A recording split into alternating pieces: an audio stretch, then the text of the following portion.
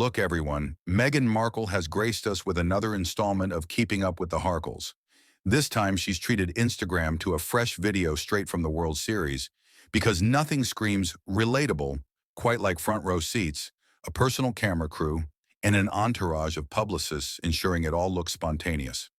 There's Meghan, dressed head to toe in Dodgers gear, sitting beside her eternally puzzled husband. The pair beam next to Magic Johnson and his wife, Cookie. Adorable, right? Totally spur of the moment. Certainly not orchestrated weeks in advance by multiple PR teams and a lighting designer. Then comes the scene destined for influencer folklore. Meghan dramatically points at a row of Gold Glove awards, gasps as though she's discovered fire, and then the infamous hot dog moment. She lifts it, giggles like a Disney audition reject, and covers her mouth in mock surprise, shocked, apparently, that she's been caught on camera eating, as though this is her way of bonding with the common folk. See, I eat too. I'm just like you. Everyday people with jobs and bills. Sure, Meghan. Meanwhile, Harry's beside her, clenching his fists and shouting, "Let's go!" into the lens with all the energy of a man trying to recall what joy felt like before his Netflix contract. It looks like a cozy date night, two lovebirds sneaking off to enjoy America's favorite pastime. But every frame screams setup. Every laugh, every touch, every "oops, caught us" glance feels more scripted than a Hallmark holiday flick. This isn't romance at the ballpark. It's rebranding under stadium lights. And that hot dog? It deserves its own IMDb credit. The whole bit was filmed like a perfume commercial. Slow, exaggerated, almost theatrical. That little hand-over-mouth move? She's been recycling that one since 2016. It's like her emotional comfort tick. As if a coy pose could make people forget her stage farmer's market pap walk. "Oh no, you caught me eating." Please, no one's buying it. You can almost hear her inner dialogue. This is totally relatable, right? Social media erupted. "Not vegan anymore?" One user quipped. Exactly. Wasn't she once the self-proclaimed plant-based duchess? Guess that hot dog didn't read the memo. Maybe it was crafted from free-range Hollywood air. Others pointed out the obvious. She probably spat it out the moment the camera cut. Meghan doesn't eat hot dogs. Meghan performs eating hot dogs. And the timing? Chef's kiss. The video dropped right after Harry's podcast on the dangers of social media. So naturally, Meghan marked the occasion with a hyper-edited Instagram story. The irony was thicker than that hot dog's mystery filling. Critics quickly clocked it as classic damage control. The duo had just been mocked for their awkward pumpkin patch photos. Harry looking like a toddler trying to wriggle free from mom's grip. Suddenly, voila, a date night at the World Series to prove the love story's still alive. You can practically hear the PR directive. We need PDA, laughter, sports, something normal people do. Baseball, maybe? Too bad Harry looked like someone just told him there were 9 innings. The poor guy couldn't appear more lost if he tried. Meghan, meanwhile, was mimicking the crowd, standing and clapping at random, like she was auditioning for baseball for beginners. One eyewitness said she jumped up every time Shohei Ohtani passed by, clapping like a wind-up doll desperate for attention. It's not baseball she loves. It's the spotlight. And Harry?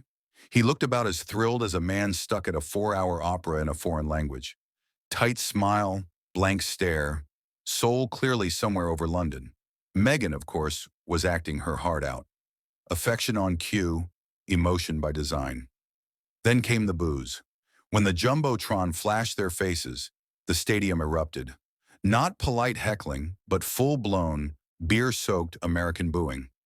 Funny how that part never made it into Meghan's Instagram edit. Probably hidden under 10 filters and a Taylor Swift track. But that flicker in her eyes gave it away.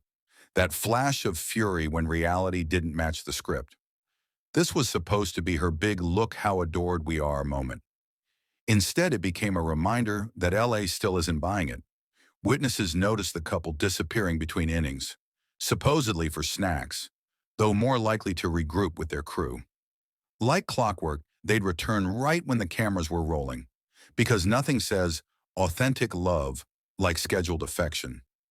As for the wardrobe, Harry in a black suit and Dodgers cap Meghan draped in a blue sweater like she'd wandered in from a Hamptons brunch. No wonder the woman beside her turned her chair away. Even Brad Pitt, sitting just one row over, didn't acknowledge them. Meghan's problem isn't that she's fake, it's that she's bad at it.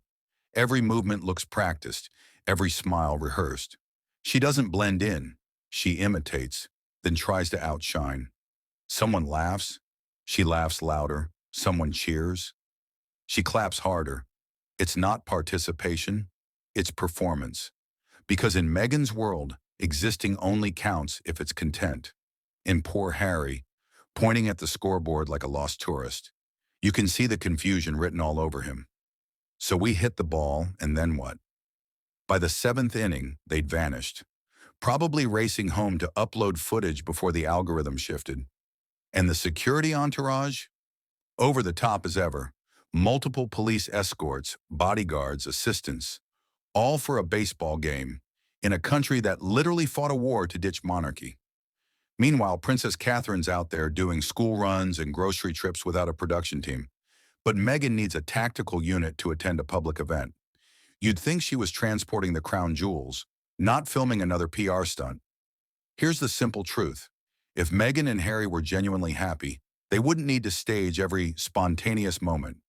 They wouldn't feel compelled to prove their marriage's strength through scripted appearances. They'd just live.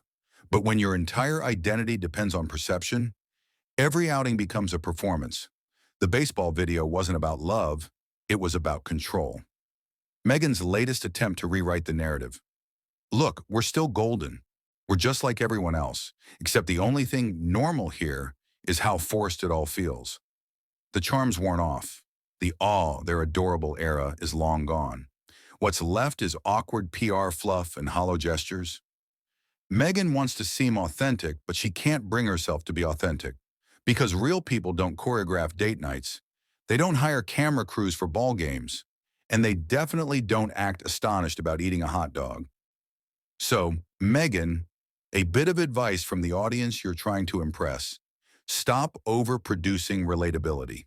Drop the filters, skip the fake spontaneity, and maybe, just this once, watch the game instead of performing for it.